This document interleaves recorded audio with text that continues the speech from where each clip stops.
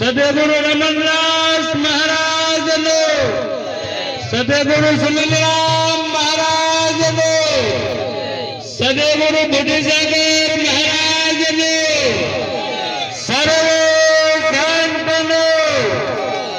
સરસ.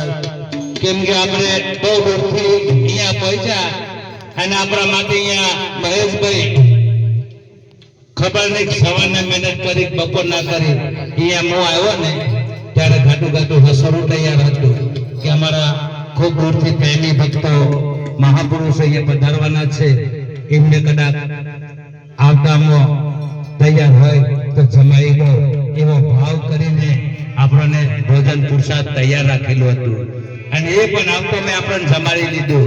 જમાડી અહીંયા જવો તો ખરા બેસવાની વ્યવસ્થા કેટલી બધી કરી નાખી હે, તો એમને કેટલી લાગણી હશે. તો આપણે એમના નામથી અહીંયા આવ્યા છીએ તો એમની લાગણીને આપણે પૂર્ણ કરવામાં આવે. ભગવાન એમ અહીંયા જેમ તેમ ના હોય.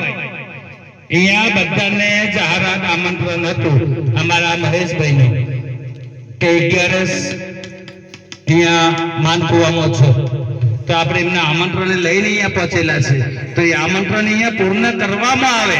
અહીંયા આજુબાજુ જઈને પૂર્ણ નહીં થાય ભગવાન.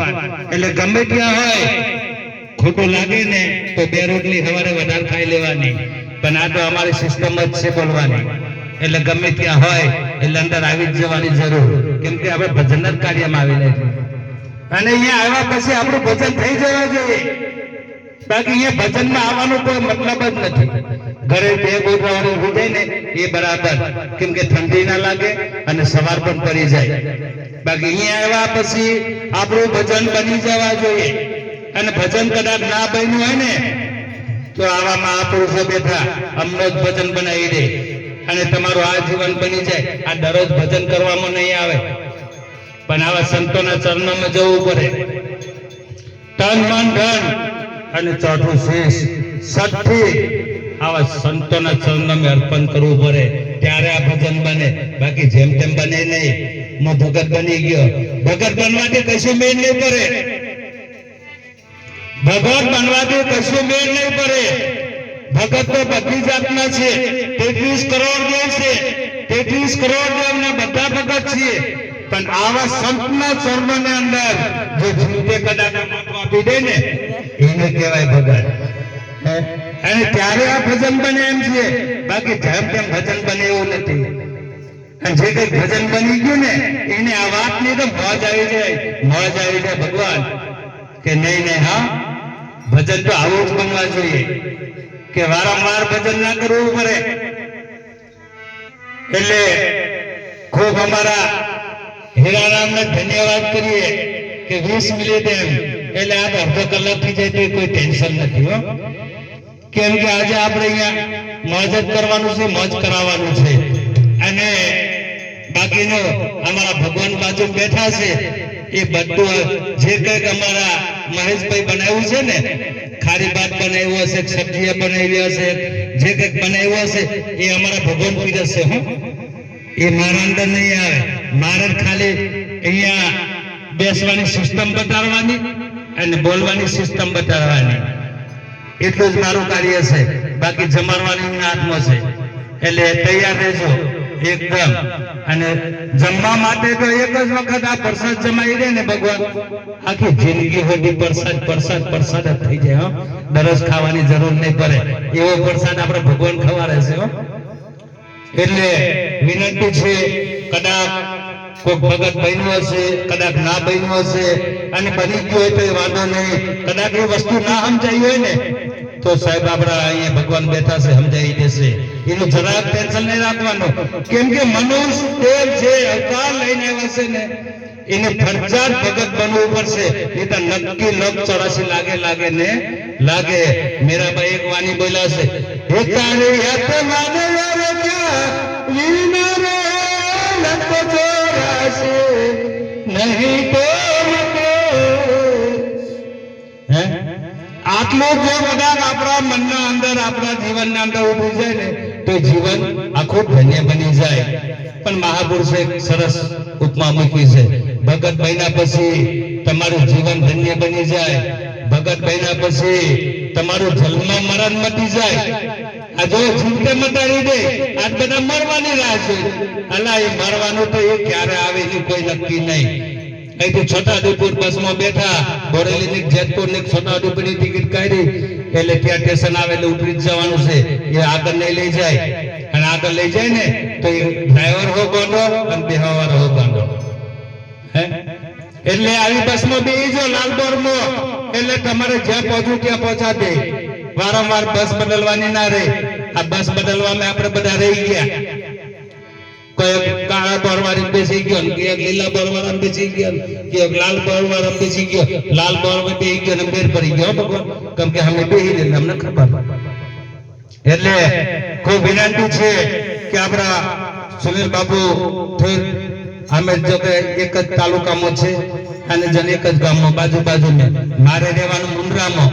અને અમારા ભગવાનને રહેવાનું ડેસલ પર મુંદ્રાથી બાજુમાં એટલે અમારે તને દરરોજ ઘર જેવી વસ્તુ થઈ જ છે પણ તોય માન મર્યાદા સંતોના આગળ બેસવું બોલવું ચાલવું એ ખૂબ આપણે વિવેક જશે કેમ તો કે આપણે ભગતભાઈના પછી આ વસ્તુ બધું આવતું હોય એટલે ખૂબ અમારા હીરારામનંદ મેં વારંવાર યાદ કરીશ આપણે એક ગોર બોલશું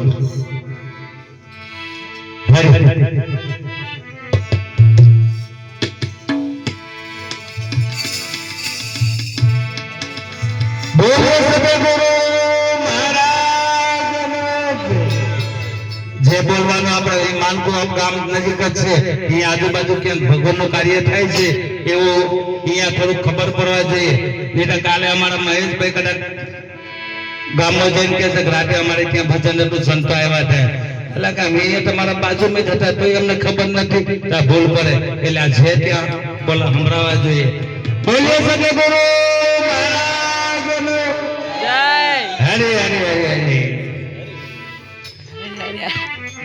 હે આજે આનંદ આનંદ રે આનંદ મારે યાદનીઓ મારા આનંદ હે આજે આનંદ આનંદ રે આનંદ મારે યાદનીઓ